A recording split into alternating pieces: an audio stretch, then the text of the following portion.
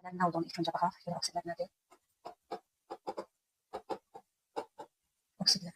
Oksidlər biri oksigen olmaqla iki elementdən, yəni tərkibi iki elementdən ibarət olmalıdır. Onlardan biri də oksigen olmalıdır. Hər hansı bir X elementi götürürük, iki elementdir və oksigenin oksidləşmə dərəcəsi mütləq mənfi olmalıdır. Əgər oksigenin dərəcəsi mənfi 2 deyilsə, onlar oksid deyil. Oksid deyil. Hansı birləşmələr? Oksigenin oksidləşmə dərəcəsi mənfi 1 olan birləşmələr, oksid deyil, oksigenin oksidləşmə dərəcəsi mənfi 1/2 olan birləşmələr, oksid deyil, mənfi 1/3 olan birləşmələr, oksid deyil, müsbət 1 və müsbət 2 oksidləşmə dərəcəsi göstərən iki elementdən ibarət olan oksigenli birləşmələr. Məsələn, oksid deyil, mənfi 1, bəs mənfi 1-ləri biz nə adlandırırıq? Peroksidlər adlandırırıq. Peroksidləri artıq əzbər bilməliyik ki, variantlarda ixtisar edərək tapa bilək. H2O2, kalium 2O2, natrium 2O2, kalsium O2, baryum O2 və s.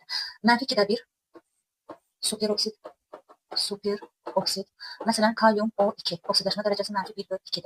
Mənfi 1/3 ozonid, kalium O3 mənfi 1/3-dür. Daha sonra müsbət 1 fluor 2O2-də, müsbət 2 fluor 2O-da. Əgər biz bunları əzbər bilsək, artıq oksidləri tam rahat variantlardan tapa bilərik. Yəni görə oksidlər özləri neçə ilə bölünür? Oksidlər özləri 2 ilə bölünür. Duz əmələ gətirməyənlər. Bura N2O, NO, CO, silisium O. Bir də var duz əmələ gətirənlər.